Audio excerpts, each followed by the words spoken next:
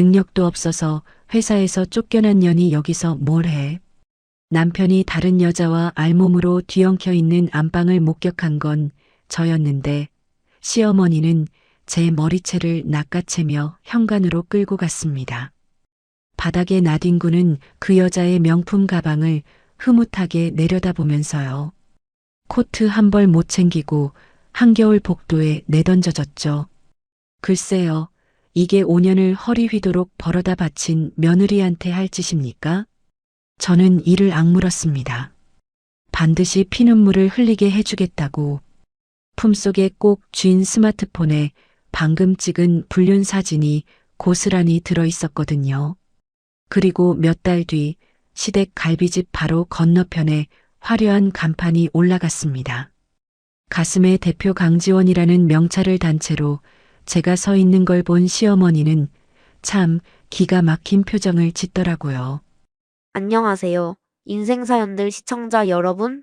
남편이 불륜을 두 눈으로 목격하고도 오히려 길바닥에 내쫓긴 강지원 씨의 사연 지금 바로 시작하겠습니다.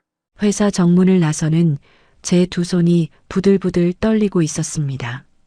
팀장이 납품 물량을 엉뚱한 거래처로 보내놓고 그 책임을 고스란히 제 어깨 위에 얹은 겁니다.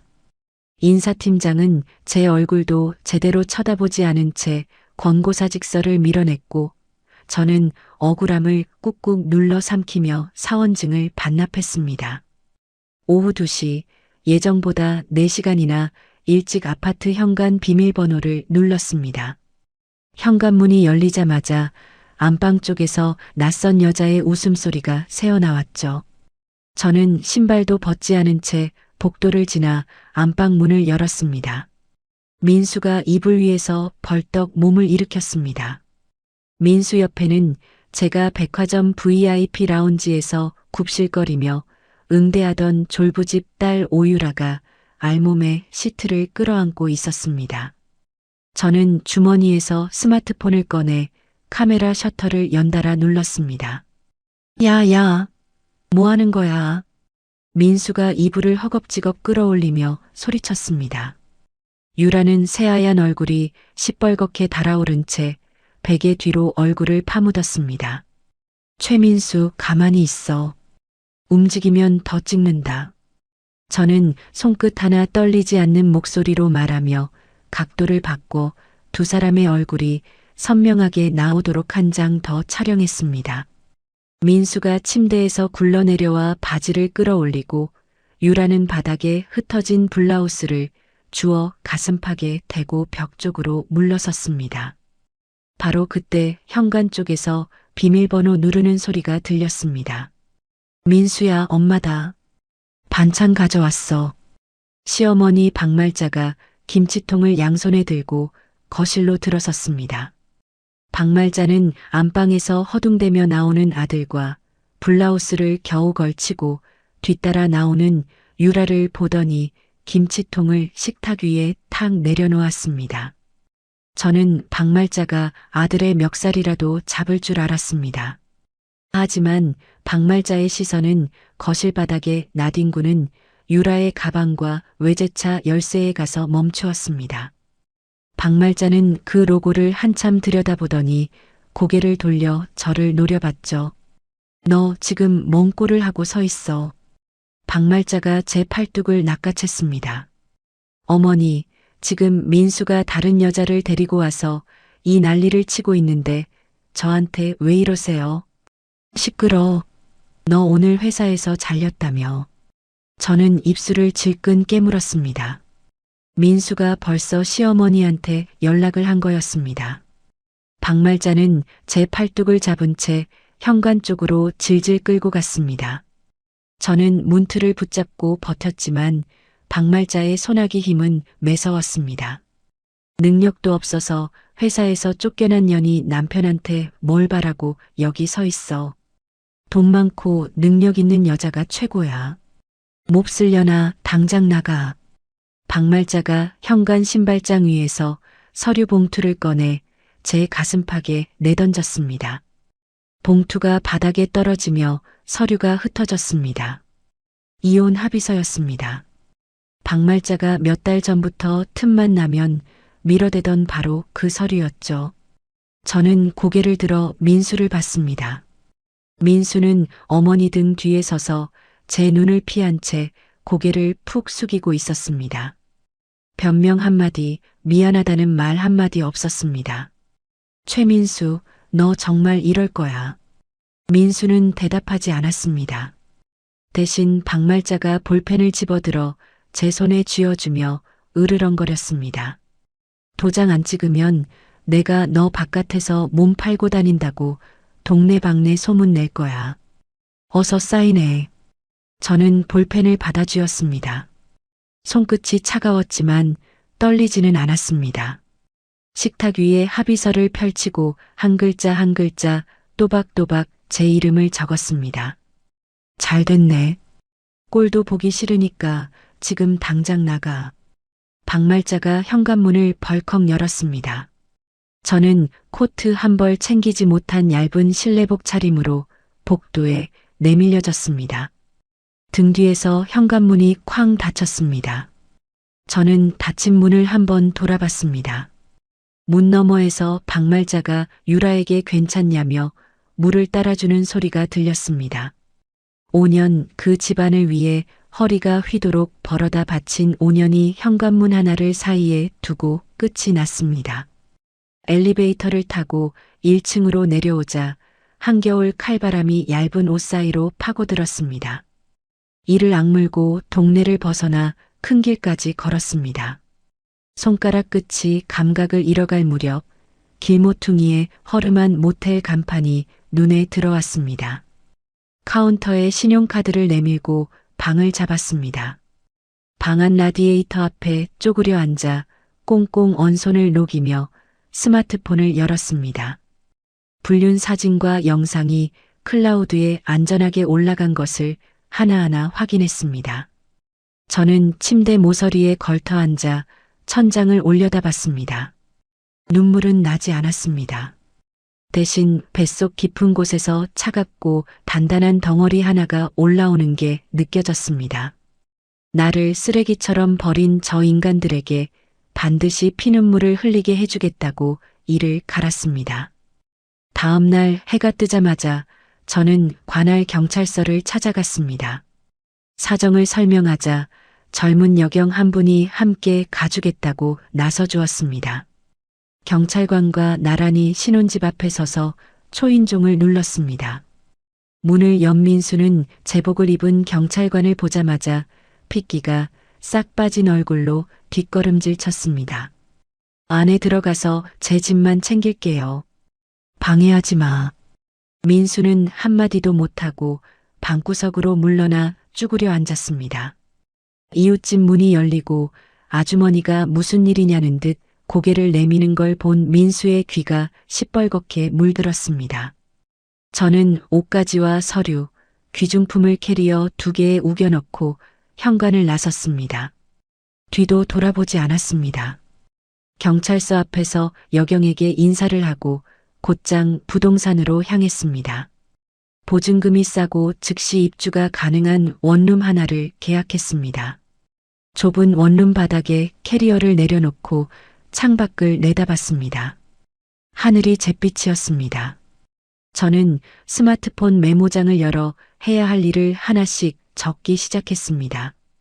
원룸으로 짐을 옮긴 다음 날 저는 동네 편의점에서 커피를 사들고 오는 길에 아는 얼굴과 마주쳤습니다.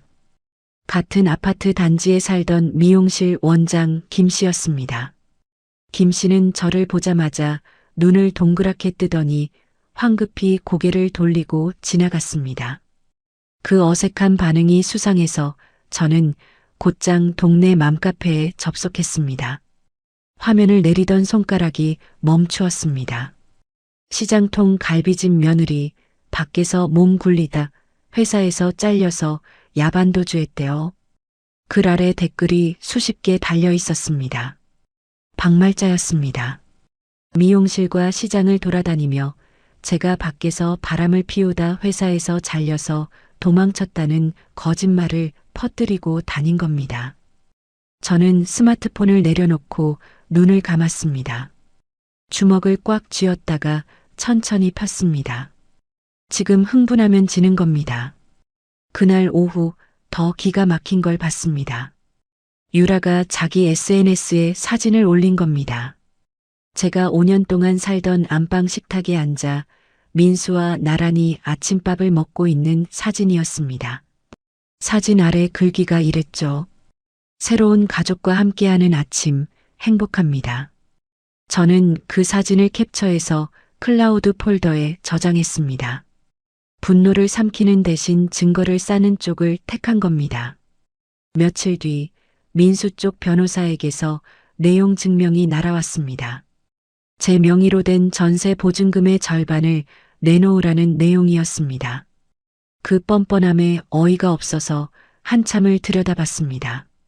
하지만 저는 이미 한 발 앞서 움직여 놓은 상태였습니다. 원룸으로 이사한 그날 밤 집주인을 직접 찾아가 보증금을 제 단독 통장으로만 돌려받겠다는 확인서를 받아뒀거든요. 저는 민수에게 내용 증명을 보냈습니다. 안방에서 찍은 불륜 사진, 영상 파일 목록을 첨부하고 이것을 민수 회사 게시판과 거래처에 보내겠다고 적었습니다. 3일 만에 민수 쪽에서 연락이 왔습니다. 전세금 전액을 포기하고 위자료까지 물겠다는 합의서였습니다. 민수의 사인이 삐뚤빼뚤하게 적혀 있었습니다. 손이 얼마나 떨렸는지 획이 제대로 서 있지를 못했죠. 회사 문제도 가만두지 않았습니다. 저를 권고사직으로 몰아낸 팀장이 법인카드로 개인 술값을 수백만 원씩 긁어온 내역을 저는 이미 정리해 두고 있었습니다. 영수증 사본과 카드 사용 내역서를 모아 회사 감사팀에 넘겼습니다. 일주일 뒤 인사팀에서 전화가 왔습니다.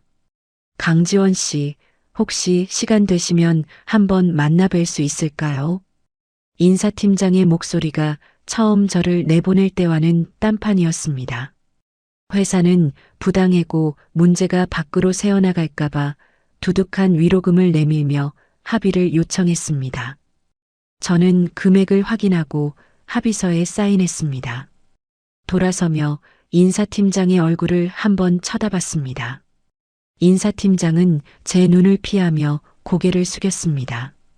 전세금, 위자료, 회사 위로금, 새 묶음의 돈이 제 통장에 차곡차곡 쌓였습니다. 잔액을 확인하던 저는 입꼬리가 저절로 올라가는 걸 느꼈습니다. 이 돈이면 시작할 수 있겠다 싶었죠. 그날부터 저는 매일 운동화를 신고 동네 일대를 돌아다녔습니다. 골목 구석구석, 상가 건물 하나하나, 점심시간에 어디로 사람이 몰리는지, 저녁에는 어떤 가게 앞이 붐비는지 눈에 불을 켜고 살폈습니다. 어느 날 대형마트 앞에서 장바구니를 밀고 나오던 유라와 딱 마주쳤습니다. 유라는 저를 알아보더니 입꼬리를 비죽 올리며 걸음을 멈추었습니다. 어머, 언니 아니야. 민수 오빠 전 부인. 요즘 어디서 뭐하고 살아? 얼굴이 많이 수척해졌네. 유라가 손톱을 세워 제 어깨를 톡톡 치며 킥킥거렸습니다. 저는 유라의 손을 가만히 내려다봤습니다. 유라의 손가락마다 반지가 번쩍거렸습니다. 저는 아무 대꾸 없이 유라를 스쳐 지나갔습니다. 등 뒤에서 유라의 비웃는 소리가 들렸지만 발걸음을 멈추지 않았습니다. 주먹을 꽉 쥔 채 곧장 집으로 돌아왔습니다. 그날 밤 저는 원룸 책상 위에 상권 분석 자료를 펼쳐놓고 새벽까지 기획안을 다듬었습니다. 제가 외식 브랜드 기획자로 일하면서 갈고 닦은 실력을 전부 쏟아부었습니다.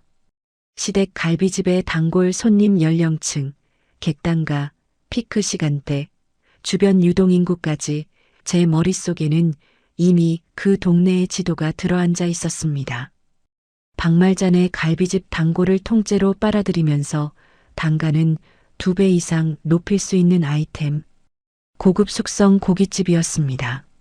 마지막 한 조각이 맞춰진 건 그 주 금요일이었습니다. 시댁 갈비집길 건너편에 있던 대형마트가 문을 닫은 겁니다. 넓은 1층 상가에 임대 현수막이 걸렸습니다. 저는 현수막에 적힌 번호를 보자마자 부동산으로 달려갔습니다. 사장님, 이 상가 보증금하고 권리금 얼마예요? 부동산 사장이 불러준 금액을 메모하며 저는 속으로 계산했습니다.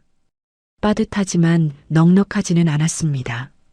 하지만 이 자리를 놓칠 수는 없었습니다. 저는 그 자리에서 계약서를 펼치고 도장을 찍었습니다. 부동산을 나서며 길 건너편 박말자의 갈비집 간판을 올려다봤습니다. 한편 박말자는 요즘 콧노래를 부르고 다녔습니다. 유란의 부모가 10억을 투자할 테니 갈비집을 크게 키워보라고 부추겼거든요. 박말자는 은행에서 안 되니까 이자가 높은 곳까지 찾아다니며 5억이나 되는 빚을 끌어모아 가게를 넓히기 시작했습니다. 저는 그 소식을 듣고도 아무 말하지 않았습니다. 제 할 일만 묵묵히 했습니다. 임대차 계약서 사본을 가방에 넣고 원룸으로 돌아오는 발걸음이 한결 가벼웠습니다. 상가 열쇠를 넘겨받은 다음 날 저는 인테리어 업체를 불러 제일 먼저 건물 외벽을 두꺼운 공사 가림막으로 빈틈없이 둘러쌌습니다.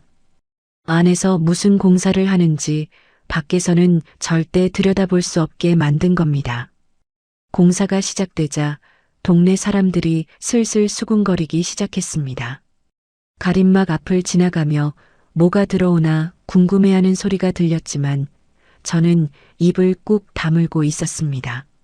문제는 돈이었습니다. 바닥재부터 환기시설, 테이블, 조명까지 하나하나 견적을 받아보니 제가 가진 돈으로는 턱없이 부족했습니다. 저는 이틀 밤을 꼬박 세우며 사업 계획서를 다듬었습니다. 그리고 오래전부터 마음에 담아두었던 한 사람을 찾아갔습니다. 백도훈 대표? 제가 외식 브랜드 기획자로 일하던 시절 프랜차이즈 박람회에서 명함을 주고받았던 분이었습니다. 백 대표는 전국의 고깃집 프랜차이즈를 40개 넘게 운영하는 업계의 큰손이었죠. 강남 사무실을 찾아가 접수대에서 이름을 대자 백 대표가 직접 문을 열고 나왔습니다. 강지원 씨, 오랜만이네. 연락도 없다가 웬일이야. 백 대표가 소파를 가리키며 앉으라고 했습니다. 저는 가방에서 사업 계획서를 꺼내 테이블 위에 펼쳤습니다. 대표님, 제가 고급 숙성 고깃집을 준비하고 있습니다. 상권 분석 데이터하고 매출 추정치를 직접 뽑았는데 한번 봐주십시오. 백 대표가 안경을 코끝에 걸치고 계획서를 한 장 한 장 넘겼습니다. 페이지를 넘길 때마다 백 대표의 눈빛이 달라지는 게 보였습니다. 상권 분석을 이 정도로 세밀하게 한 사람은 처음 봐. 근데 강지원 씨, 이거 단순히 돈 벌자고 하는 장사는 아닌 것 같은데. 저는 잠시 뜸을 들이다가 입을 열었습니다. 맞습니다. 제가 이 가게를 반드시 성공시켜야 하는 이유가 있습니다. 백 대표가 계획서에서 눈을 떼고 저를 똑바로 쳐다봤습니다. 저는 시댁 이야기를 길게 늘어놓지 않았습니다. 다만 건너편 갈비집을 완전히 눌러버릴 각오로 이 자리까지 왔다는 것만 담담하게 말했습니다. 백 대표가 계획서를 탁 덮으며 의자 등받이에 기대 앉았습니다. 독하네. 좋아. 부족한 자금은 내가 공동 투자할게. 대신 우리 마케팅 팀도 붙여줄 테니 오픈 전까지 완벽하게 준비해. 저는 자리에서 일어나 허리를 깊이 숙였습니다. 감사합니다, 대표님. 후회 없으실 겁니다. 백 대표의 투자금이 들어오자 공사의 속도가 붙었습니다. 하지만 아직 한 가지가 남아 있었습니다. 음식 맛이었습니다. 저는 어느 날 저녁 시댁 갈비집 뒷골목에서 퇴근하는 한 사람을 기다렸습니다. 주방 이모님이었습니다. 박말잔의 갈비집에서 10년 넘게 새벽부터 밤까지 주방을 도맡아 온 분이었죠. 이모님은 낡은 앞치마를 접어 가방에 넣으며 골목을 나섰습니다. 저는 골목 끝 가로등 아래에서 이모님을 불렀습니다. 이모님. 이모님이 멈춰서서 저를 알아보더니 두 눈이 휘둥그레졌습니다. 아이고, 지원아. 네가 여길 어떻게 해? 사장님한테 들키면 큰일 나. 이모님이 주위를 두리번거리며 목소리를 낮추었습니다. 이모님, 잠깐만 이야기 좀 하면 안 될까요? 저기 앞에 분식집에서 떡볶이라도 한 접시 시켜놓고요. 분식집 구석 자리에 마주 앉았습니다. 이모님은 떡볶이를 젓가락으로 뒤적이며 한숨을 내쉬었습니다. 지원아, 내 소식 들었어. 그 사장년이 동네방네 쏘다니면서 험담을 하고 다녀서 내가 속이 뒤집어졌다. 이모님, 저 가게 하나 차리고 있어요. 길 건너편에 공사하는 거 보셨죠? 이모님의 젓가락이 멈추었습니다. 그게 내 가게야. 네. 고급 숙성 고깃집이에요. 이모님이 함께 해주시면 좋겠습니다. 월급은 지금 받으시는 것의 2배로 드리고 직함은 총괄 매니저로 모시겠습니다. 이모님이 떡볶이 국물에 시선을 떨군 채 한참을 말이 없었습니다. 저는 재촉하지 않고 기다렸습니다. 10년을 일했는데 최저임금 한 푼도 안 올려주더라. 명절에 떡값 한 번 쥐어준 적이 없어. 지난달에는 손님 앞에서 밥도 제대로 못하는 것이 눌러 앉아 있다고 소리를 질렀어. 이모님의 손등에 핏줄이 붉어졌습니다. 10년 동안 쌓인 서러움이 그 손등 위로 다 올라와 있었습니다. 지원아, 나 내일부터 가면 되니? 이모님이 고개를 번쩍 들며 말했습니다. 이모님의 두 눈에 물기가 맺혀 있었지만 인매는 단단하게 다물려 있었습니다. 이틀 뒤 이모님은 박말자의 갈비집에 사직서도 내지 않고 출근을 끊었습니다. 10년간 주방의 모든 맛을 책임지던 사람이 하루아침에 사라지자 갈비집은 바로 흔들리기 시작했습니다. 단골 손님들이 국물 맛이 달라졌다며 항의를 쏟아냈고 박말자는 주방에서 허둥대며 양념통을 뒤졌지만 이모님의 손맛을 흉내낼 수가 없었습니다. 박말자가 유라에게 주방 일을 좀 거들라고 하자 유라는 뜨거운 기름이 손톱에 튀었다며 비명을 지르고 앙치마를 내동댕이 쳤습니다. 시어머니, 나는 이런 거 못해요. 손 다치면 어떡하라고. 유라가 주방을 나가버리자 박말자는 혼자 남아 불판 기름때를 문지르며 이를 갈았습니다. 그 사이 백 대표의 마케팅팀이 움직이기 시작했습니다. 공사 가림막 외벽에 커다란 예고, 현수막이 걸렸습니다. 강남 줄 서서 먹는 최고급 숙성 고깃집, 드디어 상륙. 지역 커뮤니티 게시판에도 같은 내용의 글이 올라왔고 동네 사람들 사이에서 궁금증이 들끓기 시작했습니다. 저는 그 사이 법률사무소를 찾아가 민수와의 이혼 절차를 깔끔하게 마무리 지었습니다. 서류에 마지막 도장을 찍는 순간 제 안에서 무언가가 뚝 끊어지는 느낌이 들었습니다. 저와 그 집안을 묶고 있던 마지막 끈이었습니다. 매장 안쪽에서는 연기가 아래로 빠지는 최고급 불판이 설치되고 따뜻한 색감의 조명이 천장에 하나둘 달렸습니다. 박말자의 칙칙한 갈비집과는 하늘과 땅 차이였죠. 이모님은 새 불판에 맞춰 특제 된장찌개와 숙성육 양념 비율을 매일 조금씩 다듬어 갔습니다. 저는 새로 뽑은 직원들을 모아놓고 손님 응대 연습을 반복시켰습니다. 주문받는 법, 고기 굽는 타이밍, 물잔이 비기 전에 채우는 것까지 하나하나 짚어가며 몸에 익을 때까지 시켰습니다. 오픈을 일주일 앞둔 월요일 아침, 저는 매장에서 식자재 납품 목록을 정리하고 있었습니다. 이모님이 주방 쪽에서 헐레벌떡 뛰어나오며 스마트폰 화면을 제 눈앞에 들이밀었습니다. 지원아, 이것 좀 봐. 뉴스 속보 떴어. 화면에는 빨간 속보 자막이 떠 있었습니다. 수백억대 투자 사기 일당 검거, 피해자 수백 명. 기사에 첨부된 사진 속에서 양손에 수갑을 찬 채 고개를 숙이고 있는 두 사람의 얼굴이 보였습니다. 유라의 부모였습니다. 저는 기사를 처음부터 끝까지 천천히 읽었습니다. 유란의 집안은 처음부터 자기 돈이 아니었던 겁니다. 남의 이름을 빌려 투자금을 굴리는 사기 조직이었고 그 돈으로 명품을 사고 외제차를 타며 부자인 척 세상을 속여온 거였습니다. 이모님이 기사 화면을 내리며 혀를 찼습니다. 10억을 넣어주겠다던 사돈이 사기꾼이었으면 그 돈 믿고 빚 끌어다 쓴 사장녀는 어떻게? 저는 대답 대신 조용히 웃었습니다. 박말자가 5억이나 되는 빚을 지고 가게를 넓힌 건 유란의 부모가 큰 돈을 넣어줄 거라는 약속을 철석같이 믿었기 때문이었습니다. 그 약속이 통째로 날아간 겁니다. 그날 저녁 동네 소문은 걷잡을 수 없이 퍼졌습니다. 갈비집 새 며느리 친정이 사기꾼 집안이라는 이야기가 시장통부터 미용실까지 삽시간에 돌았습니다. 박말자의 갈비집 앞을 지나가는 사람들이 손가락질을 하며 수군거렸고 점심시간이 지나도록 문을 여는 손님이 한 명도 없었습니다. 소식통에 의하면 박말자는 뉴스를 본 직후 가게 주방에서 거품을 물고 쓰러졌다고 했습니다.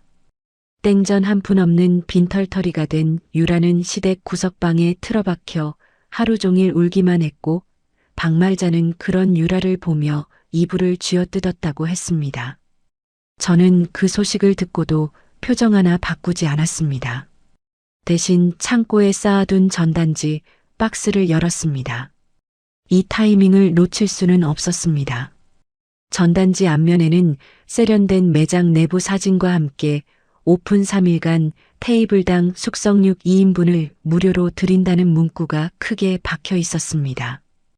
그 바로 아래에 이모님이 환하게 웃고 있는 얼굴 사진이 대문짝만하게 인쇄되어 있었죠. 이모님이 전단지를 들여다보다가 머쓱한 듯 뒷머리를 긁었습니다. 아이고, 내 얼굴이 왜 이렇게 커? 부끄러워서 어떡해. 이모님, 이 동네에서 이모님 얼굴 모르는 사람이 없잖아요. 이모님이 만든 밥을 먹으러 10년 동안 온 사람들이에요. 이모님 얼굴이 곧 간판입니다. 이모님이 전단지를 가슴에 꾹 안으며 코끝을 붉혔습니다. 저는 직원들을 총동원해서 동네 곳곳에 전단지를 돌렸습니다. 아파트 우편함, 상가 게시판, 버스 정류장 앞까지 빠짐없이 꽂았습니다. 그 무렵 박말자와 민수에게는 지옥 같은 나날이 시작되고 있었습니다. 돈을 빌려준 곳에서 하루에도 몇 번씩 전화가 쏟아졌습니다.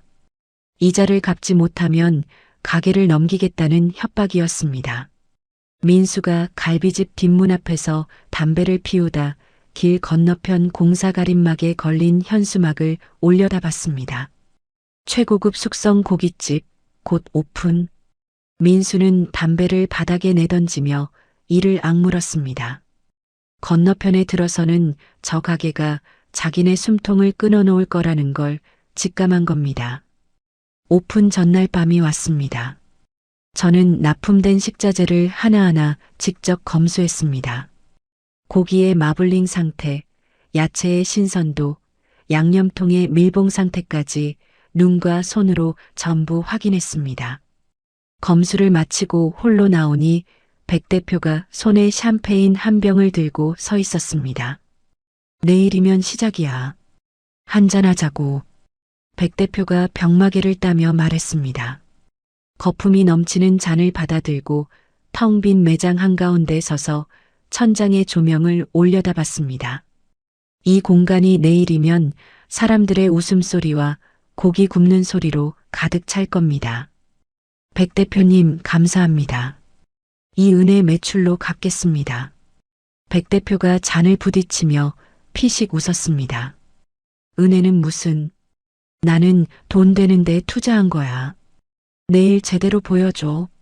샴페인을 비우고 백 대표를 보낸 뒤 저는 미용실에 들러 헤어스타일을 정리했습니다. 그리고 미리 사둔 감색 정장을 꺼내 입었습니다. 거울 앞에 섰습니다. 헌신만 하다 쫓겨난 촌스러운 며느리의 모습은 어디에도 없었습니다. 다음 날 새벽 저는 누구보다 먼저 매장에 도착했습니다. 가슴에 대표 강지원이라는 명찰을 달고 직원들을 집합시켰습니다. 오늘부터 이 매장은 여러분의 무대입니다. 준비한 대로만 하면 됩니다. 믿고 있을게요. 직원들이 일제히 고개를 숙여 인사했습니다. 저는 정문 쪽으로 걸어가 가림막 철거 업체 반장에게 고개를 끄덕였습니다. 내려주세요. 포크레인이 움직이기 시작했습니다. 두꺼운 가림막이 한 장씩 떨어져 나갔습니다. 안쪽에 감춰져 있던 매장의 외관이 아침 햇살 아래 모습을 드러냈습니다. 넓은 통유리 너머로 따뜻한 조명이 쏟아지고 짙은 나무색 간판에 금빛 글씨가 선명하게 빛났습니다. 길을 걷던 사람들이 하나둘 발걸음을 멈추고 입을 벌렸습니다. 우와, 여기 뭐야?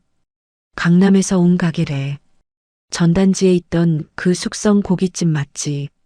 내일 모레가 아니라 오늘 여는 거야. 사람들이 웅성거리며 매장 앞으로 모여들었습니다.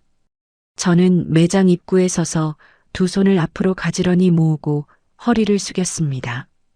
고개를 드는 순간 길 건너편 갈비집 앞에 서 있는 두 사람의 얼굴이 눈에 들어왔습니다. 박말자와 민수였습니다. 두 사람은 가림막 뒤에서 나타난 화려한 매장을 멍하니 올려다보고 있었습니다. 그리고 매장 입구에 서 있는 제 얼굴을 알아본 순간 박말자의 입이 벌어지고 민수의 얼굴에서 핏기가 싹 빠졌습니다. 저는 두 사람을 향해 아주 천천히 미소를 지었습니다. 개업식 당일 아침 9시 매장 앞 풍경은 제 예상을 훌쩍 뛰어넘었습니다. 오픈 시간이 1시간이나 남았는데 벌써 수백 명이 줄을 서고 있었습니다. 무료 숙성육 소식을 듣고 몰려든 동네 사람들이 인도를 꽉 메우고 골목까지 줄이 이어졌죠. 재밌는 건 그 긴 줄이 박말자의 갈비집 바로 앞을 가로질러 지나간다는 거였습니다. 사람들은 파리 한 마리 없이 텅 빈 갈비집 평상 앞을 거들떠보지도 않고 스쳐 지나갔습니다. 오직 제 매장을 향해서만 발걸음을 옮겼죠. 저는 정문 앞에 서서 줄을 선 손님들 한 분 한 분에게 허리를 숙여 인사했습니다. 어서 오세요. 기다려주셔서 감사합니다. 그때 길 건너편에서 시선이 느껴졌습니다. 고개를 돌리자 갈비집 처마 아래에 박말자와 민수가 나란히 서 있었습니다. 박말자는 제 얼굴을 뚫어져라 쳐다보다가 두 손으로 앞치마를 쥐어뜯었습니다. 민수는 옆에서 고개를 푹 숙인 채 발끝만 내려다보고 있었죠. 오전 10시 문을 열자 손님들이 물밀듯 밀려들었습니다. 홀이 순식간에 가득 찼습니다. 불판 위에서 숙성육이 지글지글 구워지는 소리, 직원들이 테이블 사이를 바쁘게 오가는 발소리, 고기를 한 입 베어 문 손님들의 감탄 소리가 매장 안을 가득 채웠습니다. 이 집 고기 미쳤다. 입에서 녹아. 이 된장찌개 맛 어디서 먹어본 건데. 아, 건너편 갈비집 이모님이잖아. 전단지에서 이모님 얼굴을 알아본 손님들이 주방 쪽을 향해 손을 흔들었습니다. 이모님은 주방 안에서 국자를 들고 환하게 웃으며 손을 흔들어 보였습니다. 점심이 지나기도 전에 준비한 숙성육이 바닥을 드러냈습니다. 저는 직원들에게 추가 식자재를 긴급으로 발주하라고 지시하며 쉴 틈 없이 홀을 돌았습니다. 길 건너편 갈비집에는 저녁 피크 타임이 되도록 손님이 단 한 명도 들어가지 않았습니다. 불 꺼진 간판 아래에서 박말자가 앞치마를 두른 채 우리 매장 앞에 긴 줄을 노려보고 있었습니다. 그리고 박말자가 움직이기 시작했습니다. 앞치마를 두른 채 무단횡단을 해서 우리 매장 쪽으로 성큼성큼 걸어왔습니다. 저는 박말자가 다가오는 걸 보고도 자리를 피하지 않았습니다. 박말자가 매장 정문을 벌컥 열고 안으로 쳐들어왔습니다. 식사 중이던 손님들이 일제히 고개를 돌렸습니다. 인연이 내 돈을 훔쳐다가 여기다 가게를 차렸어. 사기꾼이야, 사기꾼. 박말자가 목청이 찢어지라 고함을 질렀습니다. 얼굴이 시뻘겋게 달아오른 박말자가 제 멱살을 잡으려고 두 팔을 뻗으며 돌진해 왔습니다. 저는 한 발짝도 물러서지 않았습니다. 눈 하나 깜짝하지 않고 오른손을 들어 직원들에게 신호를 보냈습니다. 덩치 큰 남자 직원 2명이 재빠르게 박말자 앞을 가로막았습니다. 박말자는 직원들의 팔에 가로막혀 발을 동동 구르며 악을 썼습니다. 비켜! 인연한테 할 말이 있다고. 어머니, 할 말이 있으시면 밖에서 하시죠. 여기는 손님들이 식사하는 곳입니다.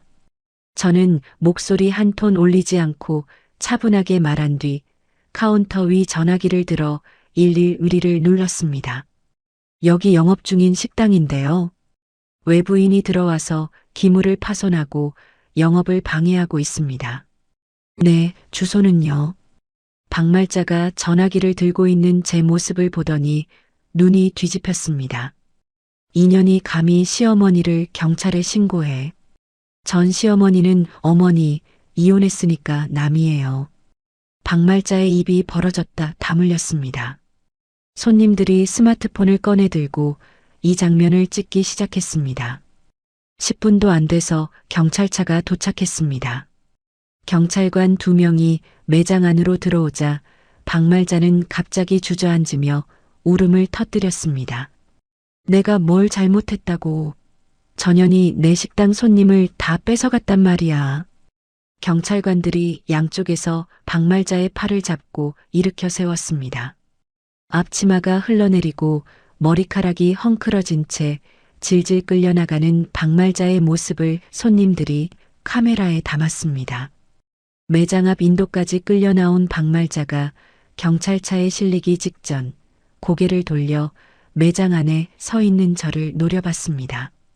저는 통유리 너머로 박말자와 눈이 마주쳤지만 표정 하나 바꾸지 않았습니다.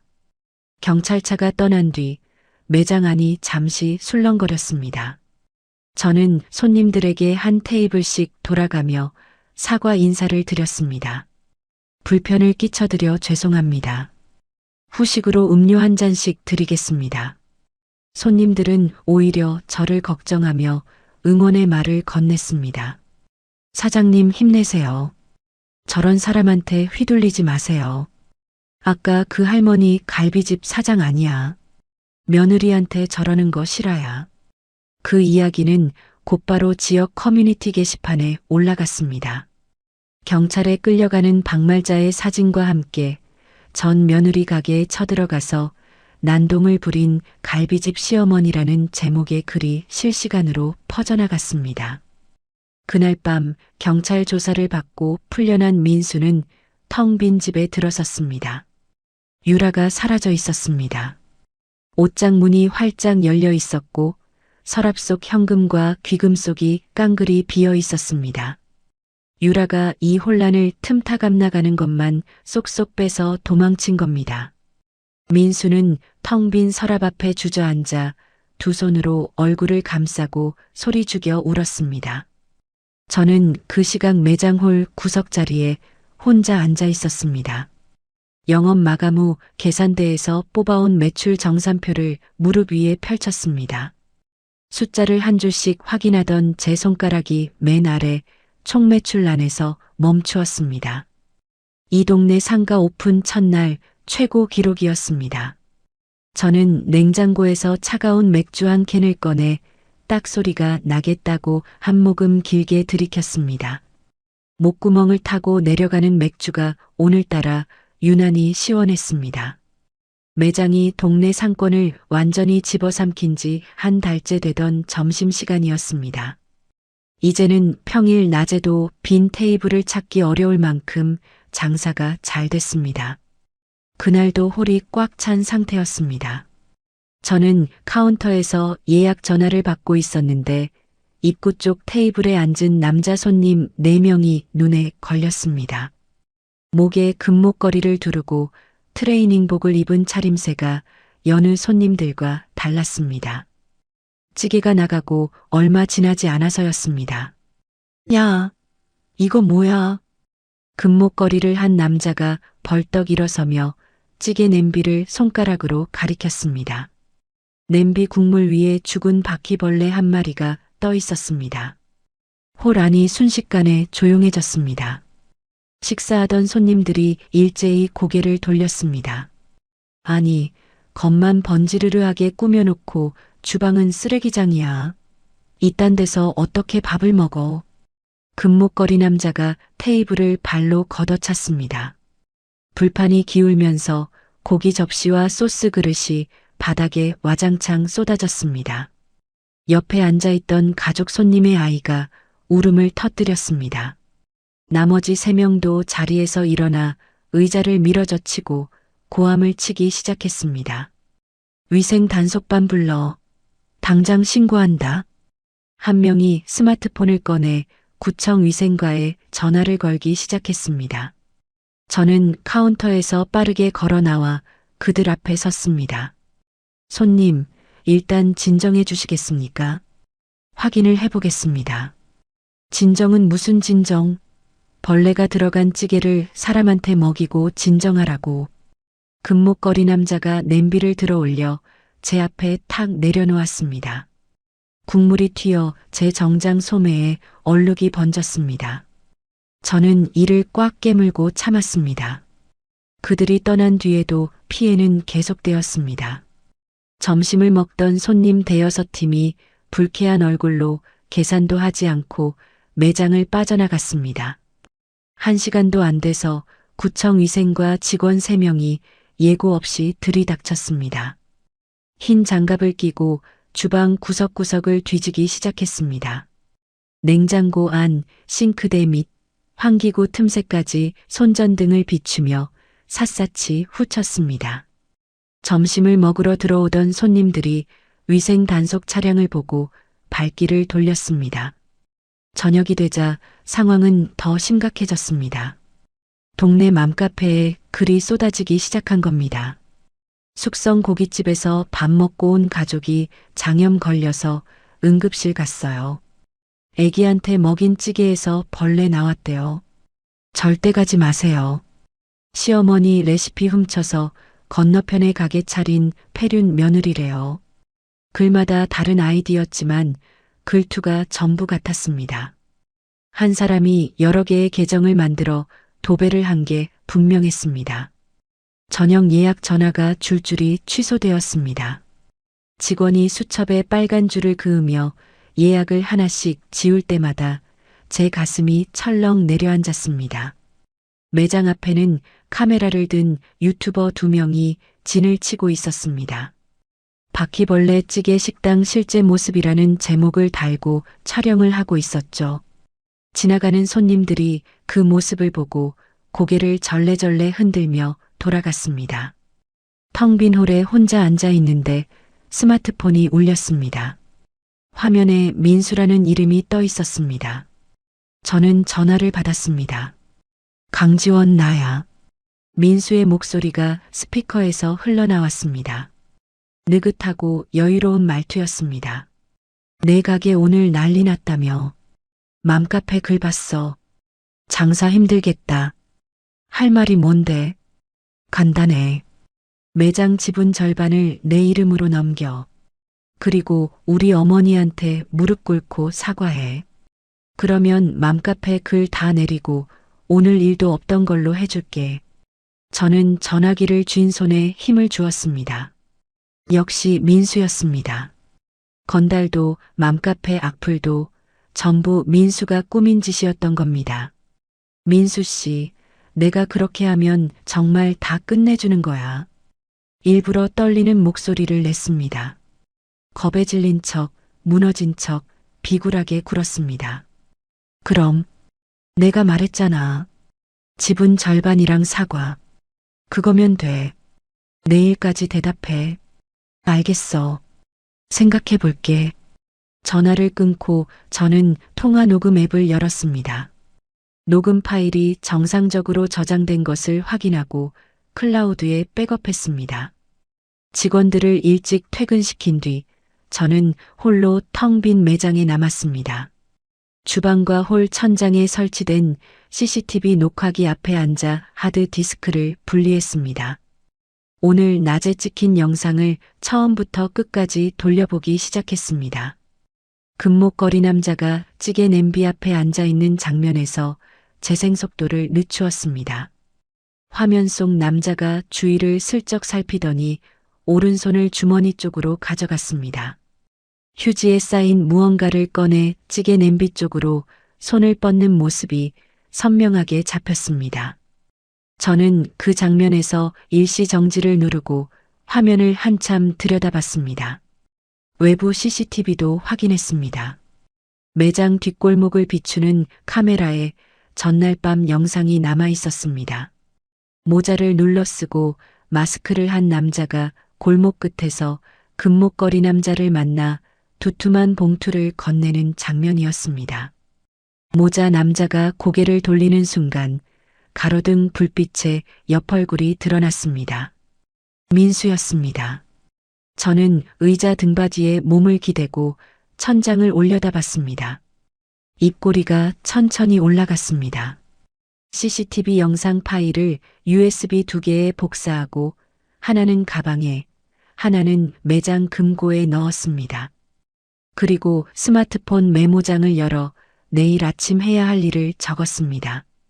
위생 단속반이 다녀가고 악플이 절정에 달한 다음 날 아침 7시 저는 원룸 책상 앞에 앉아 노트북을 열었습니다.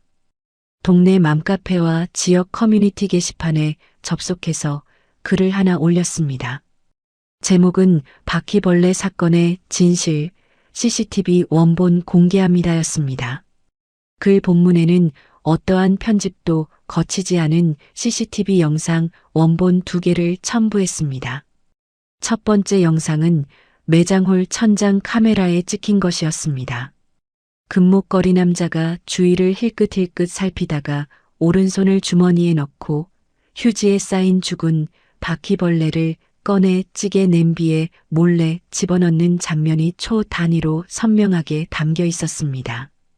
두 번째 영상은 매장 뒷골목 외부 카메라에 찍힌 전날 밤 영상이었습니다. 모자를 눌러쓰고 마스크를 한 남자가 금목걸이 남자에게 두툼한 현금 봉투를 건네며 무언가를 지시하는 모습이 고스란히 찍혀 있었습니다. 모자 남자가 고개를 돌리는 순간 가로등 불빛에 드러난 옆얼굴, 민수였습니다. 글 마지막에 저는 이렇게 적었습니다. 저는 이 매장의 대표 강지원입니다. 어제 벌어진 일은 전 남편이 건달을 매수해버린 자작극입니다. 영상은 1초도 편집하지 않은 원본이며 오늘 중으로 경찰에 고소장을 접수할 예정입니다. 글을 올리고 스마트폰을 내려놓았습니다. 커피를 한 모금 마시고 화면을 새로 고침했습니다. 댓글이 폭포수처럼 쏟아지고 있었습니다. 영상 소름 돋는다. 진짜 주머니에서 벌레 꺼내서 넣는 거 다 찍혀 있네. 뒷골목에서 돈 봉투 건네는 남자 전 남편이래. 이혼당하고 전 부인 가게 망하게 하려고 이 짓을 한 거야. 어제 맘카페에 장염 걸렸다고 글 쓴 사람들 전부 같은 사람 아니야. 글투가 똑같아. 사장님 힘내세요. 이런 비열한 짓을 하다니 인간도 아니다. 어제까지 저를 향하던 비난이 순식간에 방향을 틀었습니다. 맘카페에 올라왔던 허위 악플들은 신고가 몰리면서 하나둘 삭제되기 시작했습니다. 저는 USB를 가방에 넣고 집을 나섰습니다. 관할 경찰서에 도착해 민원 접수대 앞에 섰습니다. 영업방해, 공갈 협박, 명예훼손으로 고소장 접수하러 왔습니다. 접수대 직원에게 고소장과 함께 USB 그리고 민수와의 통화 녹음 파일을 제출했습니다. 녹음 속에서 민수가 매장 지분을 넘기고 어머니한테 무릎 꿇으라고 협박하는 목소리가 또렷하게 흘러나왔습니다. 담당 형사가 녹음을 끝까지 듣더니 고개를 끄덕였습니다. 증거가 충분합니다. 바로 수사 착수하겠습니다. 그날 오후 형사 2명이 금목걸이 남자의 집에 들이닥쳤습니다. 문을 열자마자 형사들의 얼굴을 본 금목걸이 남자는 현관에서 뒷걸음질 치다 신발장에 등을 부딪혔습니다. 아닙니다. 저는 시킨 대로 한 것뿐이에요. 금목걸이 남자는 경찰서로 끌려가자마자 진술실 의자에 풀썩 주저앉으며 입을 열기 시작했습니다. 최민수라는 사람한테 200만 원 받고 시키는 대로 했습니다.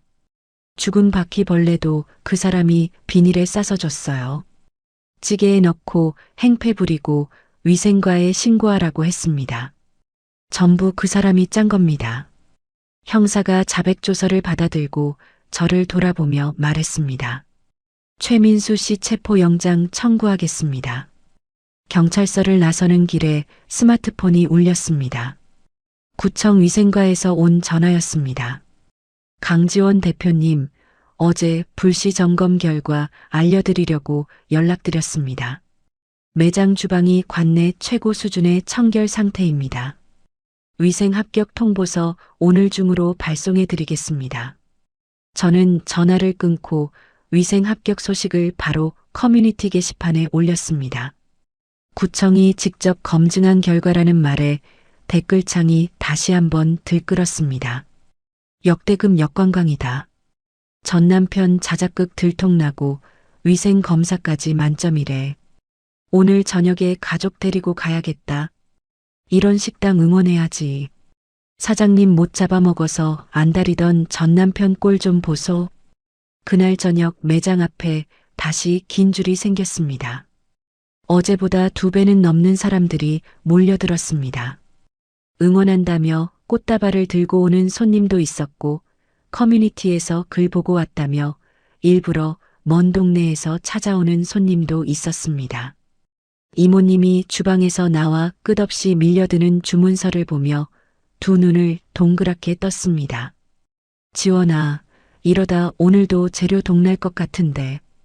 이모님, 추가 발주 넣어뒀어요.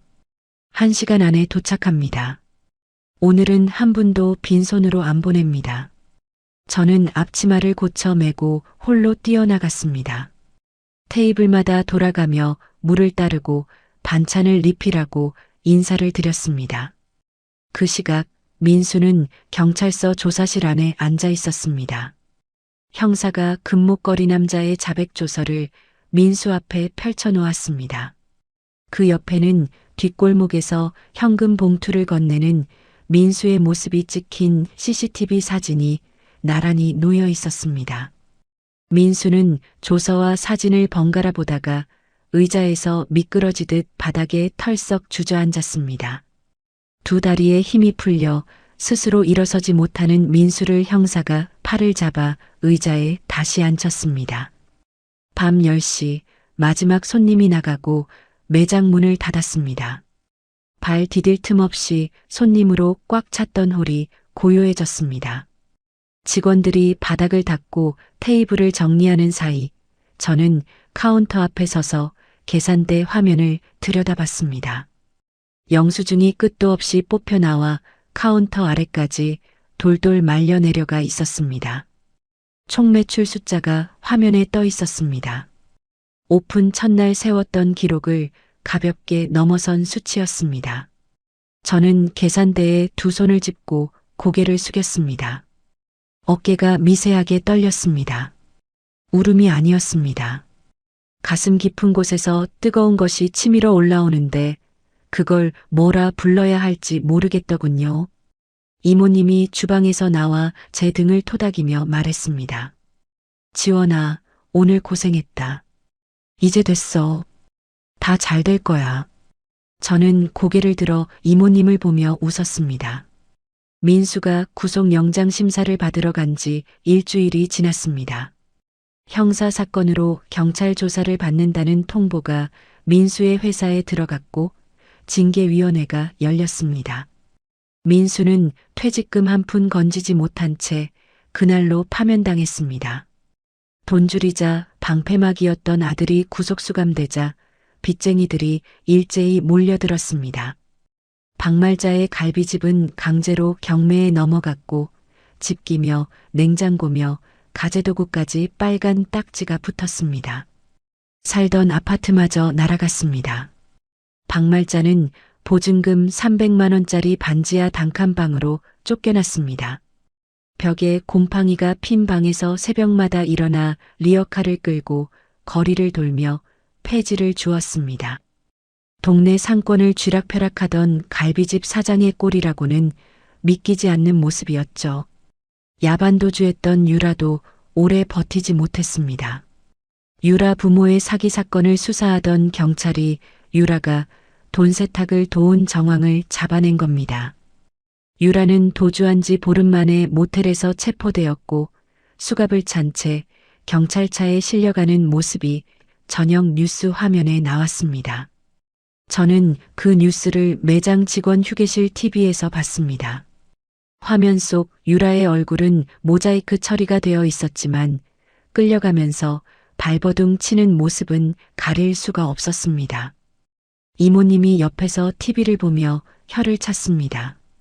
즉, 남의 집 남편 빼앗더니 꼴 좀 봐라.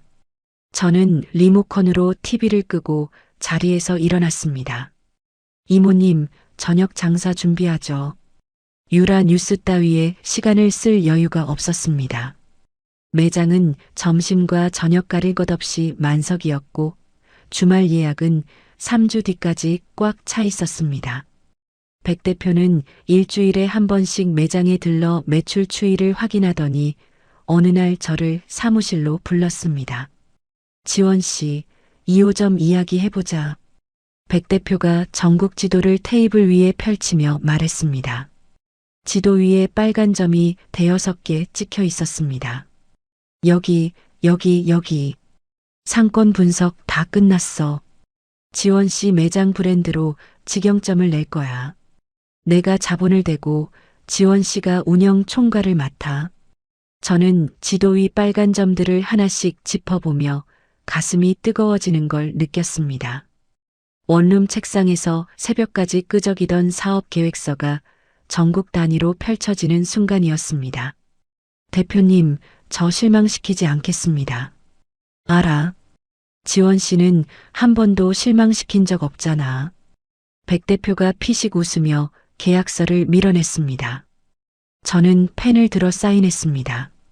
그로부터 석 달 사이에 직영 2호점, 3호점이 연달아 문을 열었습니다. 어느 매장이든 오픈 첫 주부터 대기줄이 생겼고 외식업계 전문 매체에서 취재 요청이 쏟아졌습니다. 해고당한 며느리 시댁 앞에서 대박낸 여자 CEO라는 기사가 나가자 전국에서 가맹 문의가 빗발쳤습니다. 바쁜 나날이 이어지던 어느 늦은 밤이었습니다. 장대비가 쏟아지고 있었습니다. 저는 1호점 마감을 끝내고 주차장으로 나가 차 문을 열었습니다. 운전석에 앉는 순간 주머니 속 스마트폰이 울렸습니다. 화면에 발신자 표시 제한이라고 떠 있었습니다. 저는 잠시 화면을 내려다보다가 전화를 받았습니다. 빗소리가 먼저 들렸습니다. 거센 빗줄기가 무언가를 두드리는 소리 사이로 떨리는 숨소리가 흘러나왔습니다. 지원아. 박말자였습니다. 이를 딱딱 부딪히며 간신히 말을 이어가고 있었습니다. 지원아, 나야. 시어머니야. 무슨 일이세요? 지원아, 내가 다 잘못했어. 내가 그때 눈이 뒤집어져서 그런 거야. 민수가 감옥에 있는데 제발 선처 좀 해줘. 고소 좀 취하해줘. 응. 박말자의 목소리가 갈라지며 울음이 섞여 나왔습니다. 지원아, 우리 그래도 가족이잖아. 5년을 한솥밥 먹은 가족인데 어떻게 이럴 수가 있어. 내가 무릎이라도 꿇을게. 제발. 빗속에서 공중전화 수화기를 붙잡고 울부짖는 박말자의 모습이 눈앞에 그려졌습니다. 반지하 단칸방에서 동전 몇 개를 쥐고 공중전화를 찾아 비를 맞으며 걸어갔을 박말자의 꼴이 떠올랐습니다. 저는 한참 동안 아무 말도 하지 않았습니다. 차 지붕을 때리는 빗소리만 길게 이어졌습니다. 어머니, 저는 입을 열었습니다. 목소리의 온기는 한 방울도 섞지 않았습니다. 능력 있는 여자가 최고라고 하셨죠. 돈 많고 능력 있는 여자가 최고라고. 몹쓸려는 나가라고 하셨죠. 전화기 너머에서 박말자의 흐느낌이 커졌습니다. 그때는 내가 정신이 없어서 어머니 말씀대로 했습니다. 제 능력으로 최고가 됐어요. 지원아, 제발. 근데 이상하네요. 능력 있는 여자가 최고라던 분이 왜 국어를 하세요? 박말자의 울음소리가 뚝 끊겼습니다. 수화기 너머로 숨을 삼키는 소리만 들렸습니다. 몹쓸려는 이만 끊겠습니다. 다시는 전화하지 마세요. 저는 통화 종료 버튼을 누르고 그 번호를 차단 목록에 넣었습니다. 스마트폰을 조수석 위에 내려놓고 두 손으로 핸들을 잡았습니다. 빗줄기가 앞유리를 타고 줄줄 흘러내렸습니다. 저는 깊이 숨을 들이쉬고 천천히 내쉬었습니다. 가슴속에 5년간 엉켜있던 무언가가 빗물에 씻겨 내려가는 것 같았습니다. 시동을 걸었습니다. 와이퍼가 빗물을 걷어내자 앞이 환하게 트였습니다. 다음 날 아침 저는 4호점 오픈 준비 회의에 참석하기 위해 백 대표의 사무실로 향했습니다. 엘리베이터 앞 전신 거울에 비친 제 모습이 눈에 들어왔습니다. 감색 정장에 대표 강지원이라고 새겨진 명찰을 단 여자가 서 있었습니다. 회의실 문을 열자 백 대표와 마케팅 팀원들이 일제히 자리에서 일어나 인사했습니다. 대표님 오셨습니까? 저는 가볍게 고개를 숙여 인사를 받고 상석에 앉았습니다. 테이블 위에 전국 직영점 확장 계획서가 펼쳐져 있었습니다. 저는 계획서 첫 페이지를 넘기며 입을 열었습니다. 시작합시다. 시청자 여러분, 오늘 이야기 끝까지 시청하셨죠? 저는 이 사연을 읽으면서 강지원 씨의 진짜 복수는 식당 대박이 아니었다는 생각이 들더라고요. 한겨울에 코트도 없이 복도에 내쫓기던 그날 강지원 씨가 진짜 잃어버린 건 전세금도 남편도 아니었습니다. 켜켜이 쌓인 서름 속에서 짓밟혀버린 자기 자신이었죠. 그걸 하나하나 주워 담고 다시 세운 거였습니다. 그게 이 사연에서 가장 가슴이 미어지는 대목이었습니다. 시청자 여러분, 박말자는 사람의 가치를 돈으로만 매겼습니다. 그래서 며느리를 버리고 졸부집 딸을 택했죠. 근데 그 돈이라는 게 얼마나 허망합니까? 사기꾼의 돈이었고 거품이었고 신기루였습니다. 정작 10년을 묵묵히 곁을 지킨 주방 이모님의 가치는 몰라봤으면서요. 사람을 알아보는 눈이 없으면 결국 자기 손으로 자기 밥그릇을 깨는 겁니다. 강지원 씨가 대단했던 건 돈을 벌어서가 아니라 자기를 함부로 대하는 사람 곁에 단 하루도 더 머물지 않았다는 겁니다. 그 결단이 오늘의 강지원 씨를 만든 거라고 저는 생각합니다. 이야기를 끝까지 들어주신 분이 계시다면 잘 들었다고 댓글 하나만 남겨주세요.